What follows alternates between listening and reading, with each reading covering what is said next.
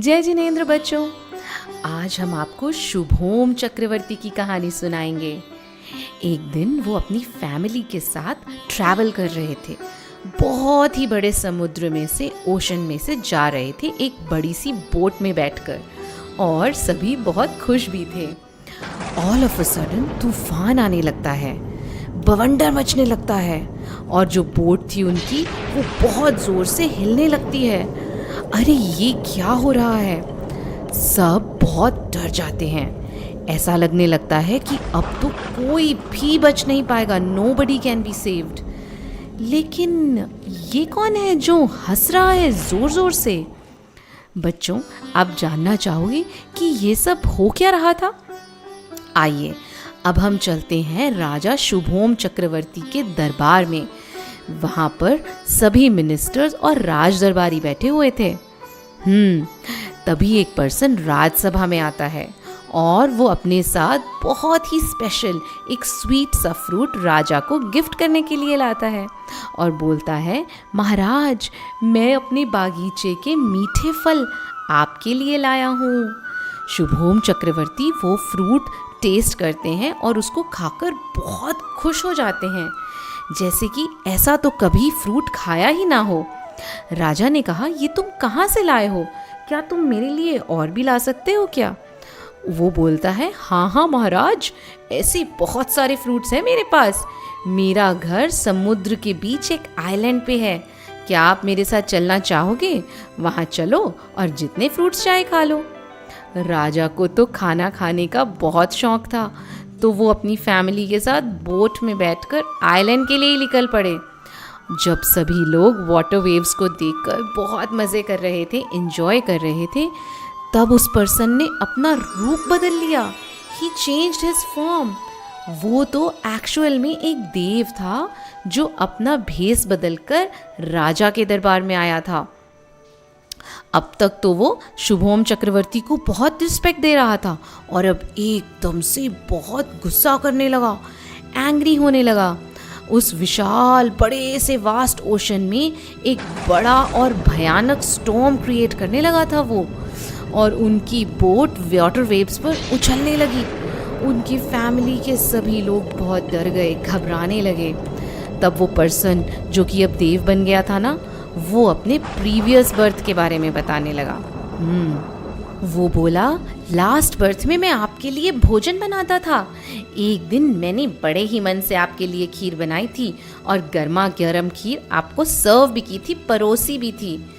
और जैसे ही आपने वो खीर खाई तो गरम गरम खीर खाने से आपका मुंह जल गया। तो आपने मुझे इतना गुस्सा किया कि खीर वाले उस बर्तन को ही मेरे सर पर दे मारा। मेरा सारा सर ही जल गया था और मुझे बहुत वेदना, बहुत पेन हुआ, और मरकर मैं व्यंतर देव बन गया।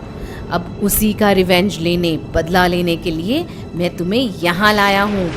अब तुमने जो गलती की है ना, तुम भी उसका फल भोगोगे। या फिर अगर बचना चाहते हो तो एक ही तरीका है, एक ही उपाय है।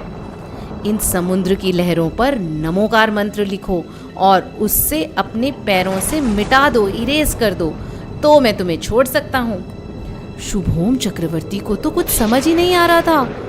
उन्हें समझ नहीं आया कि कैसे मैं ये नमोकार मंत्र पर पैर रख दूं, और ये पैर रखने से तो मेरा अनर्थ हो जाएगा।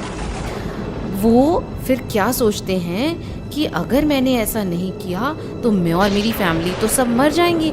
तो शुभोम चक्रवर्ती उस व्यंतर देव की बात को मान लेते हैं और नमोकार मंत्र को वाटर वेव्स पे लिखकर अपने पैरों से मिटाने लगते हैं। कोई भी ऐसे कैसे कर सकता है? नमोकार मंत्र की इतनी डिसरिस्पेक्ट, पैर से टच करना और मिटाना। और उसी टाइम वो देव पता है क्या करता है? वो शुभोम चक्रवर्ती को पुश करके धक्का देकर पानी में गिरा देता है और डुबा देता है।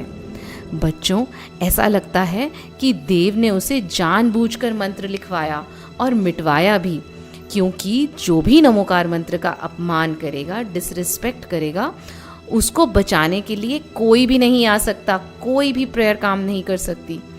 शुभोम चक्रवर्ती जो 6 खंड के अधिपति थे, 32,000 किंग जो हर वक्त उनके अंडर रहा करते थे, उनसे उन्होंने क्या किया? अनादि निधन महान नमोकार मंत्र को, वो नमोकार मंत्र जो हमें सभी ट्रबल से बचाता है, हमारे बुरे कर्मों को डिस्ट्रॉय करता है, उन शुभोम चक्रवर्ती ने उसी मंत्र को डिसरिस्पेक्ट किया, उसकी अवमानना की और उन चक्रवर्ती राजा को पता है नरक जाना पड़ा। धिक्कार है ऐसे चक्रवर्ती राजा को जो अपनी आसक्ति और मूर्खता से नरक में गए। जो भगवान पर भक्ति रखते हैं, विश्वास रखते हैं, उनकी हमेशा अच्छी ही गति होती है, और जो मंत्र का अपमान करते हैं, गलत काम करते हैं, उन्हें ऐसे पाप का बंध होता है जिनसे उन्हें बहुत दुख झेलने पड़ते हैं। तो हम सब भी प्रॉमिस करते हैं कि किसी भी अपने जैन मंत्र को, अपने नमोकार मंत्र को डिसरिस्पेक्टफुल वे में नहीं यूज़ करेंगे। ठीक है बच्चों, जय जिनेंद्र।